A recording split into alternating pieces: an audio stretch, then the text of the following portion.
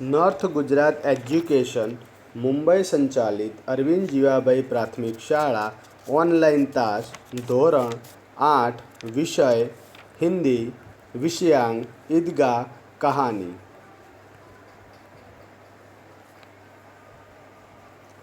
प्रश्नोत्तरी। हामिद ने चिमटा ही क्यों खरीदा?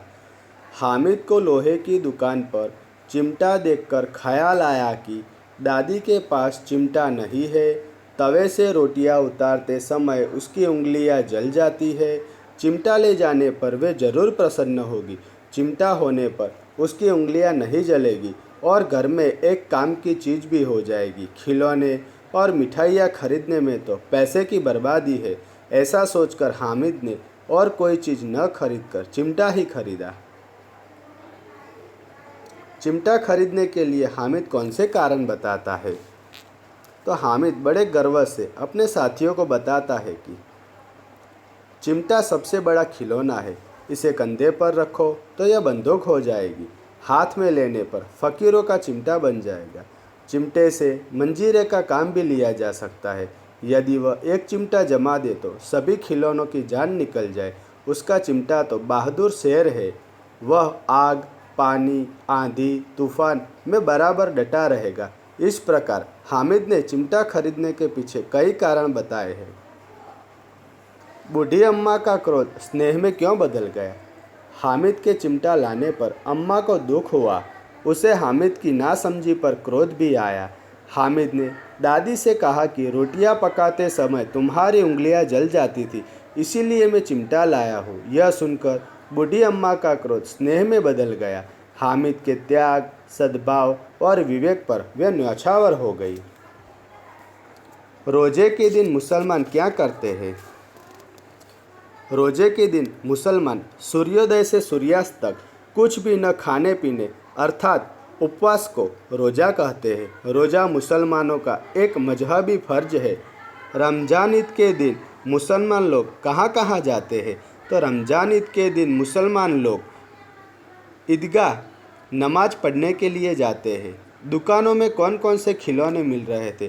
तो दुकानों में गुजरिया, सिपाही, वकील, बिस्ती आदि मिट्टी के खिलौने मिल रहे थे।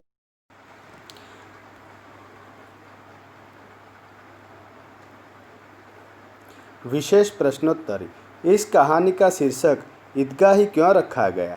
इसके अलावा आप कौन सा शीर्षक देना चाहेंगे? क्यों?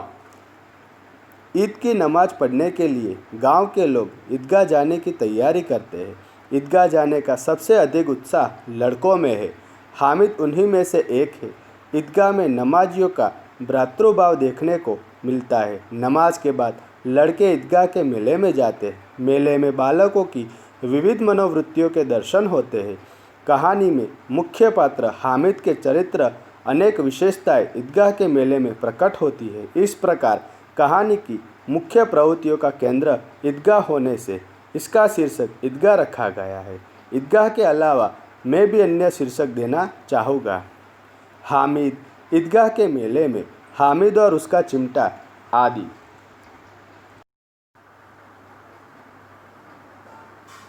तुम भी हामिद की तरह किसी न किसी मेले में गए होगे। वहाँ तुमने क्या क्या खरीदा और क्यों? मैं पिछली बार अपने मित्र के साथ शिवजी के मेले में गया था। मेले में तरह तरह की चीज़ों की दुकानें भी थी। समझ में नहीं आ रहा था कि क्या लूँ क्या न लूँ। मेरे पास ज़्यादा रुपये नहीं थे, इसीलिए सोचा कि ज़रूरत की चीज़ें ही लूँ। मेरे पास लिखने के लिए अच्छी पेन नहीं थी। दुकानदार के भरोसा दिलाने पर मैंने एक पेन खरीदा। ठंडी के दिनों में दादाजी को कानों में ठंडी हवा लगती थी। उनके लिए मैंने गुलूबंद खरीदा। छोटी बहन के लिए गुड़िया खरीदी। मेरे मित्र ने भी अपनी ज़रूरत की चीज़ें खरीदी। शाम को हम घर लौट आए। गुलूबंद पाकर दादाजी खुश हुए। गुड़िया पाकर छोटी बहन खुशी से उछल पड़ी। मेरी पेन देखकर पिताजी खुश हुए। बोले, काम की चीज़ है, खरीद कर तुमने अपनी समझदारी दिखाई है।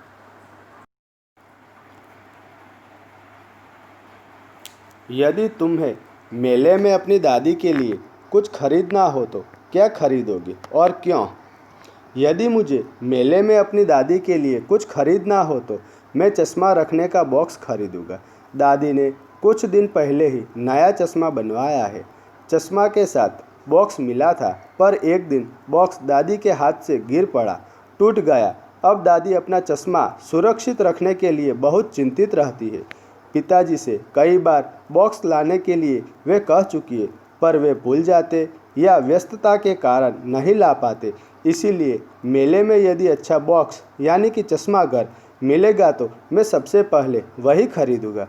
अपनी ज़रूरत की चीज़ पाकर दादी बेहद खुश होगी और मुझे दिल खोलकर आशीर्वाद देगी।